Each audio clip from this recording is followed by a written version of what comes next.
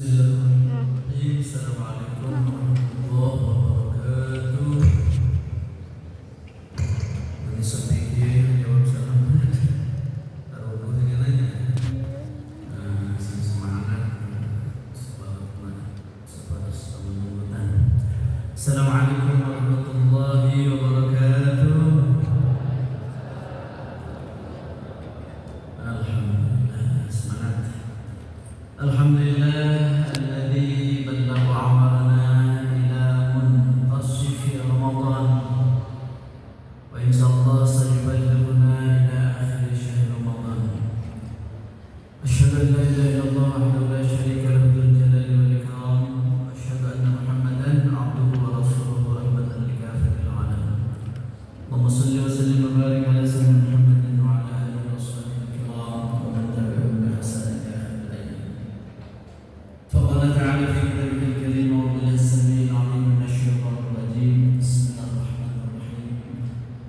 ضربت عليهم الذلة أينما ثقفوا إلا بحبل من الله وحبل من الناس وباءوا بغضب من الله وضربت عليهم المسكنة.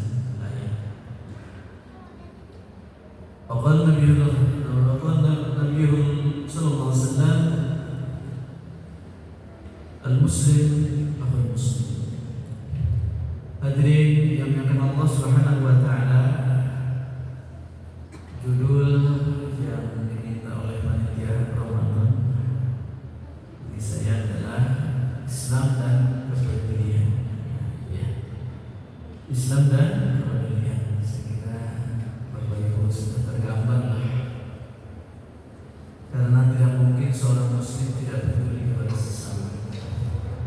Sebab ajaran Islam ini, Bapak Ibu, ajaran yang totalitas, ajaran keseimbangan, mutawassit, agama yang tawassut, agama keseimbangan, keseimbangan antara individu dan kehidupan sosial, keseimbangan antara hablum minallah wa hablum minan nas, keseimbangan antara memikirkan kehidupan dunia bersamaan dengan itu juga melibatkan persiapan kita untuk keselamatan kehidupan akhirat. Keseimbangan antara kesalihan individual kita dengan kesalihan sosial. Oleh sebab itu Allah Subhanahu wa taala tidak menginginkan kita soleh hanya untuk diri sendiri. Itu tidak baik kepada Allah. Maka Rasulullah SAW mengingatkan kepada kita, orang yang dia hanya kenyang sendiri tapi ngaku beriman, sementara tetangganya kelaparan, itu kata Allah bukan orang mukmin. Bahkan keimanan kita dianggap dusta oleh Allah Subhanahu wa taala ketika fakir miskin, anak-anak yatim piatu diterlantarkan.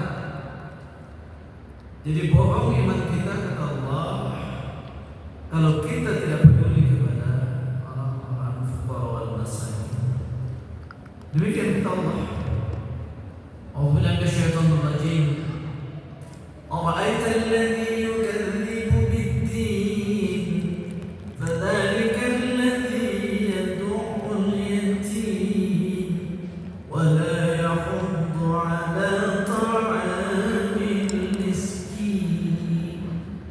Fawailun lil musallin alladhina hum 'an salatihim sahun alladhina hum yura'una wa yamna'una al-ma'un. Subhanallah.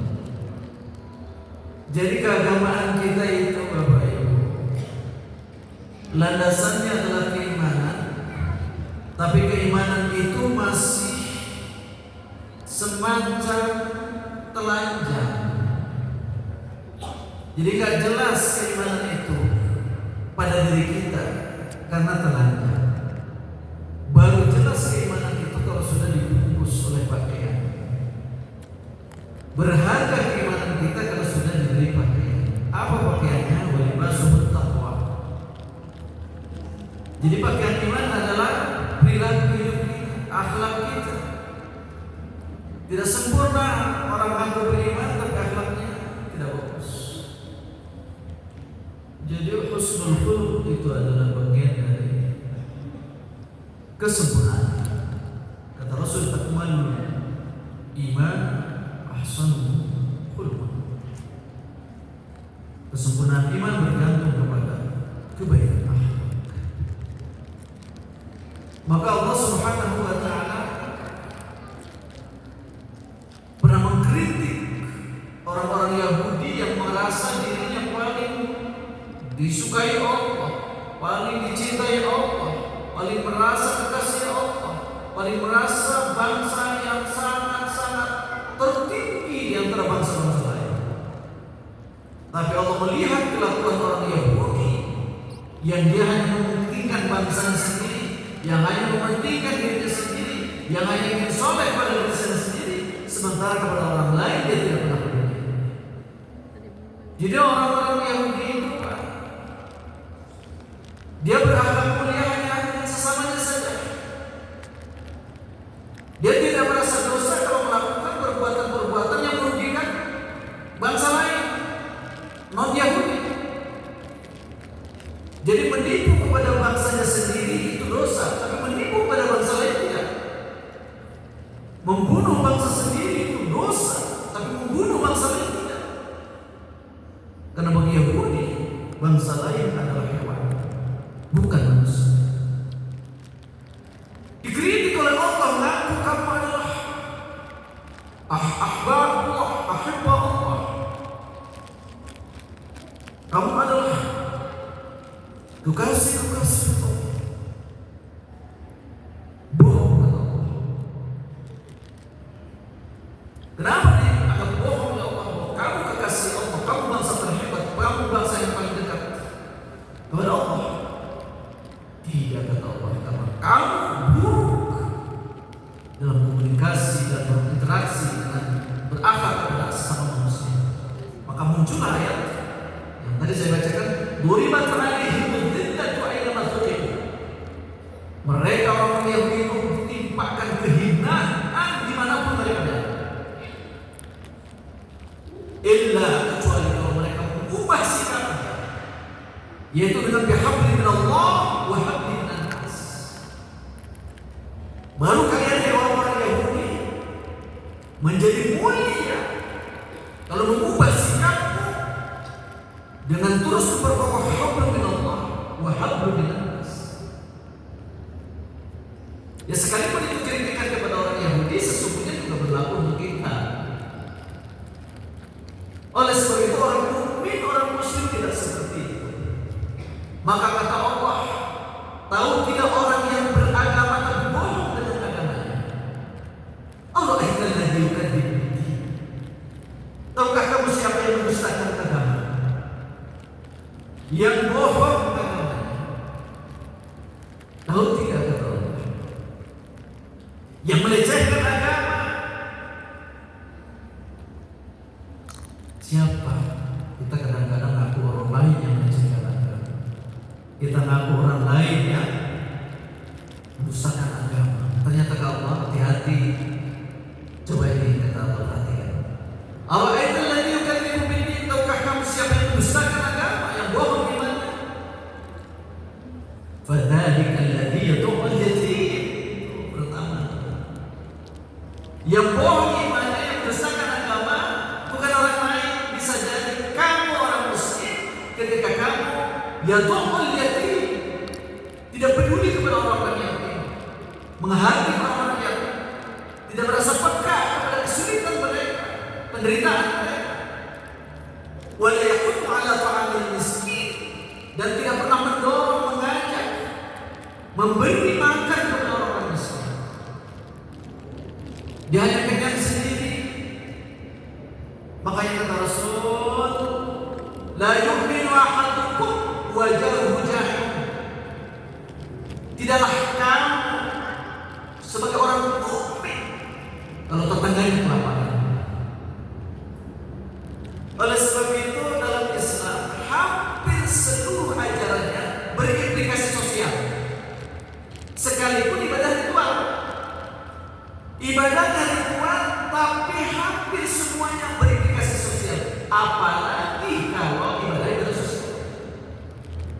Bahkan ayat-ayat tentang hubungan dengan manusia itu lebih banyak daripada ayat-ayat yang hubungan dengan Allah. Kenapa? Karena hidup kita ini, Islam ini agama untuk kehidupan, bukan agama untuk kematian. Kita beragama itu pikirannya agama untuk kematian, bukan untuk kehidupan. Kalau agama untuk kematian nanti saja diturunkan jadi alam barzah di akhirat itu, betul tidak Pak? Makanya Al-Quran yang kita baca itu untuk di dunia ini, Mas. Al-Quran diturunkan itu di bulan Ramadan untuk petunjuk hidup di dunia kita, bukan untuk akhirat. Lamun Al-Quran untuk akhirat nanti diturunkan ketika kita sudah mati baru turun Al-Quran. Kita Al-Quran untuk akhirat, betul tidak? Cuma kadang-kadang kita salah paham gitu. Sekarang kita mengatakan Al-Quran, alhamdulillah Bapak Ibu, tradisi yang bagus, ulama, para salafus shalihin, dia semua kata Al-Quran ya, apalagi rumah berkali-kali. Tapi mereka itu sudah paham dan sudah menjalankan Qurannya. Kita lebih memburu hafal Al-Quran atau memburu kita membaca hafal Al-Quran, tapi isinya tidak pernah ditolerir. So, kalau saya tanya Pak, dalam seumur hidup ini sudah berapa kali khatam terjemah tafsir Al-Quran? Ayo, jawab. Berapa kali sudah khatam terjemah Al-Quran? Rasanya kacang, betul tidak? Padahal di situ petunjuknya. Hudal linnas syahrul Ramadan alladzi unzila fihi al-Qur'an hudal linnas wa bayyinatin minal huda wal furqan. Di bulan Ramadan itu Allah turunkan Al-Quran, isinya huda, petunjuk. Nah, kalau kita cuma khatam saya beres, khatam 2 kali, khatam 10 kali, terus dari sini tidak pernah peduli. Makanya pantas sebagai muslim merasa sudah beriman tapi tidak peduli kepada sesama karena tidak tahu di dalam Al-Quran. Allah terus mengingatkan supaya kita ini peduli kepada sesama. Tadi katanya beriman tapi bohong kata Allah. Kalau yatumul yatim, menghargai orang yatim, tidak mempedulikan anak yatim, wala yahuddu ala ta'amil miskin, tidak pernah mengajak makan orang miskin. Fawailun cilaka lil musallin, bagi orang-orang yang sholatnya tidak pernah ada ruhnya yang mampu memancarkan sikap perubahan pada kesolihan sosial. Jadi sholat ini Bapak, lambang untuk kita membangun hablum minallah wa hablum minannas. Buktinya apa Pak? Diawali dengan takbir, hablum minallah, Allahu Akbar, dan diakhiri dengan apa? Salam.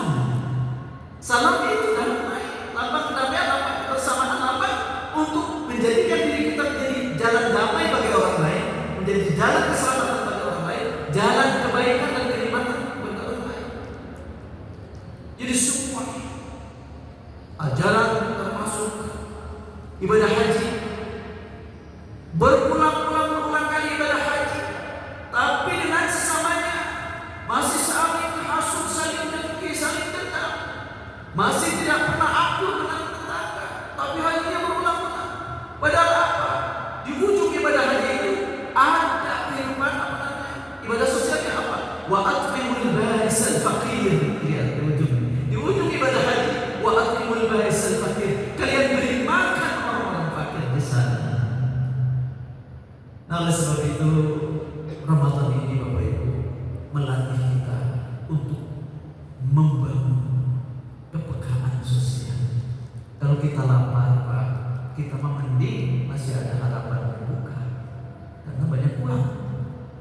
Coba mereka itu para pemulung yang susah cari makan, yang kelaparan, mereka lapar itu tidak pernah berpikir apakah saya akan bisa mendapatkan makanan nanti maghrib atau esok hari. Boleh jadi tidak pernah makan. Oleh sebab itu